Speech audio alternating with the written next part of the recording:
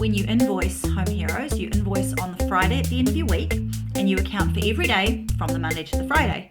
So you can either send me a text with the details, or you can go to the website and fill in the details. So I don't know, you probably can't even see that. But basically, the most important thing you need to know is the weekend. I need to know the date on the Friday at the end of your week, days you did what job, the addresses, and of course the total hours and the amount. So if you have any trouble with your invoicing, just talk to me. So occasionally when you're at a house, and it will say on the job sheet if it's not, so do read the job sheet, because then you'll know if you're meant to be bringing product or they're supplying. The other thing is we should be using the vacuum cleaner and the mops. The only thing that we use of our own is our bucket, window blade, greenie, scrubby cloths, gloves. That's the sort of thing that we take with, because we obviously need to clean our buckets, clean our cloths. The video just froze, sorry. So remember, the only thing that you should be taking is your small bucket of goodies, not vacuum cleaners and mops. However, at any given time, someone's vacuum cleaner will do so by using our own gear. So 100% essential, have a vacuum cleaner and a mop and some spare products in your car in case someone... Okay, so first of all, if your car breaks down, something happens, you can't get to work, you have to tell me. I just can't stress enough, I can't let your client know and keep your client and keep your job unless you tell me. Because if you tell me, I will make sure that the client understands the situation. You've got a third party person, me, to reword it just in case you're in a mad panic and can't quite explain.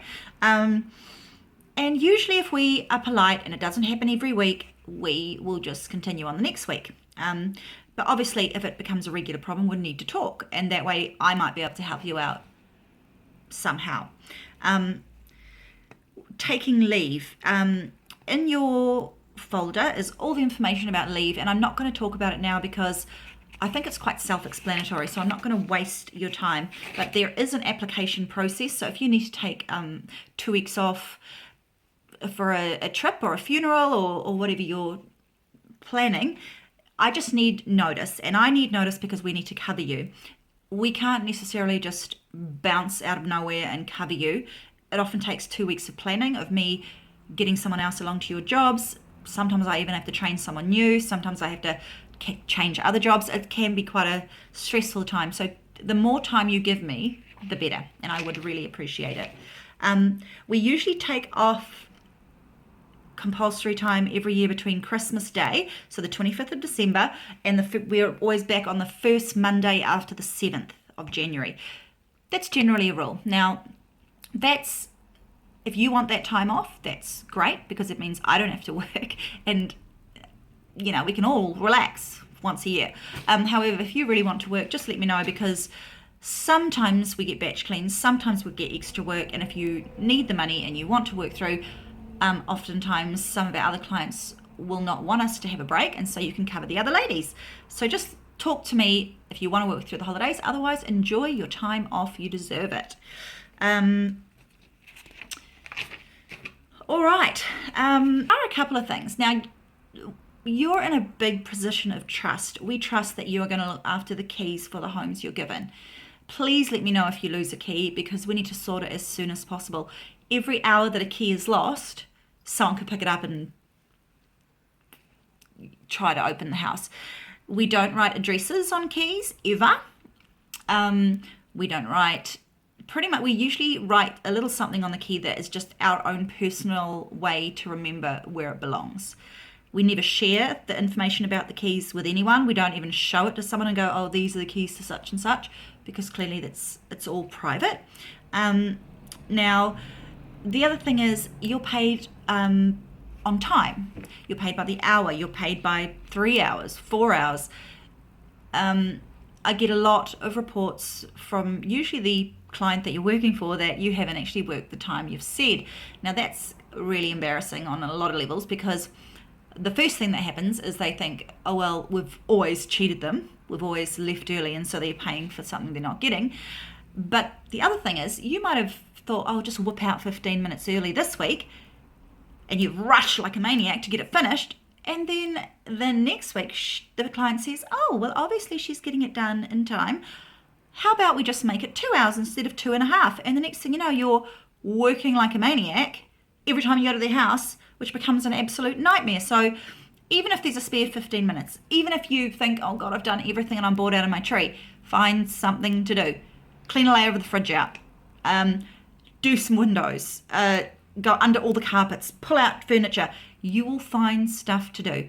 It is never worth leaving early, because, trust me, someone is always watching.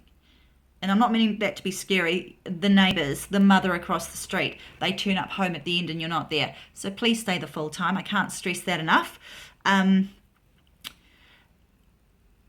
Communicating with clients. Now, clients will always be polite, and they will say, how is your week and how are the kids, and tell me about your life. They're being polite. The bottom line is, you're there to make their lives easier. What I usually say to make it a less uncomfortable situation is, hey, I'd love to have a chat. So as soon as I finish my work, we can sit down and have a 5-minute chat. And usually they'll go, oh yeah, yep, okay. And then the reality is, you don't usually stay at the end. It's just a nice way of not sort of going, well, actually, I don't want to talk to you, or actually, I'm not allowed to talk to you. It's just a way of sort of saying, your cleaning comes first. I'm really professional, but I'm also willing to talk to you at the end if it's important. One thing that has happened is clients will talk and talk and talk and talk and talk and talk and talk and talk, and you're nodding and trying to work and not getting done what you need to have done. And then they will ring me and say, oh, she talked the whole time. She hardly did any work. But meanwhile, she hasn't told me that it was her that was talking to you.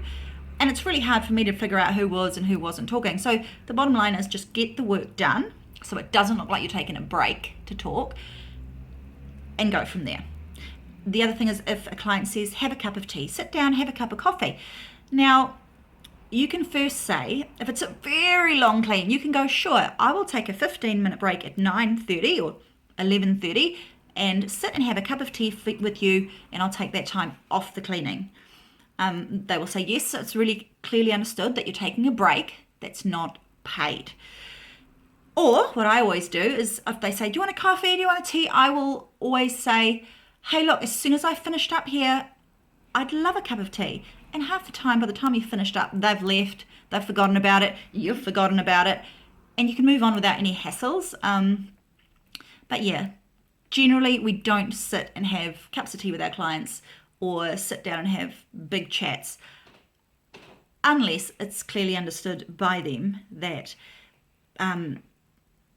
it's not being charged for, and I think you get the drift. So, some things that I have heard as a common complaint. Now, I know this is just your introduction to home heroes, you don't want to hear all this, but I'll just run through these really quickly so that they're just in the back of your head when you're thinking about your weekly cleans. If we've arranged a time for you to be at home, especially if someone is home, just stick to it. Generally, the older a person is, the more they've, or the busier that person is, the more they have you sort of scheduled into a specific time frame. And it becomes really important that you're there at that time, even though in your head you're thinking, well, I can do it any time today. If they've said meet me at 9 o'clock at the house, there might be a reason. It might be that they might only have one key and they need to let you in at 9 o'clock. You get the point. So please, if you have arranged a set time, please, I don't know, be 5 minutes early, just in case. Yeah, staying the whole time. That's another big factor. Cleaning really well the first few times and then getting so used to the routine that you start to not notice stuff. That's another complaint that we do get from time to time. And it's easy to do. You know, you've cleaned Mrs. Jones's house 45 times and you're just over it. You're having a hard day, but that's the one time she's going to notice. So be fresh, get to work, you know, have something to eat, be at your best so that the house will look good each time, not just the first time when you're trying to impress, or the one time when you're getting an assessment done, every time. Yeah, the other thing is never get caught up on one thing.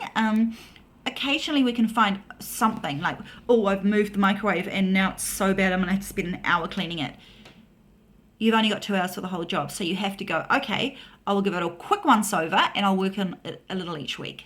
Because you got to remember, you can't, if you, basically the bottom line is don't get caught up on one thing, because if you get caught up on one thing, you have one really shiny under the microwave and the rest of the house is filthy. Or, oh, you've done a really great job polishing the fridge, oh, but you've done no vacuuming. They're not going to care about the extra fingerprint on the fridge. They're going to care about the fact that the house hasn't been vacuumed.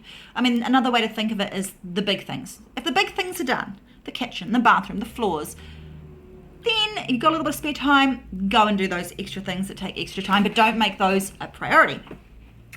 Okay. Lastly, if you ever run out of products, if you ever run into any troubles at all, contact the office, contact me immediately, and we can help you. If you ever have to run away from a job in the middle of a job, ring me. Half the time I can pop in, or one of the girls can pop in and cover it for you. I mean, emergencies do happen, and if your son's broken his leg and you have to whip away, call me, because then I can go, right, you've got an hour left, what have you got left to do? Oh, you've got the vacuuming left to do. Sweet, I'll do the vacuuming. I mean, I love cleaning, so it's not a hassle to me, and it's not a hassle to anyone else to cover you.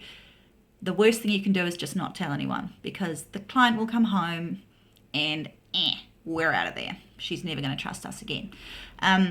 Okay, so thanks for listening to the introduction. I'm sure that you will be a welcome member of our team. I'm sure you'll have fun at times. Cleaning can be intense. It's not one of those jobs for dummies or people that can't do anything else. It actually takes a lot of effort. It takes a lot of, you've got to be able to see, you've got to be able to think, you've got to be able to prioritize your time, you've got to know your job inside out to make it really efficient in the time you've been given. So I don't know, from the clients, from me, thank you very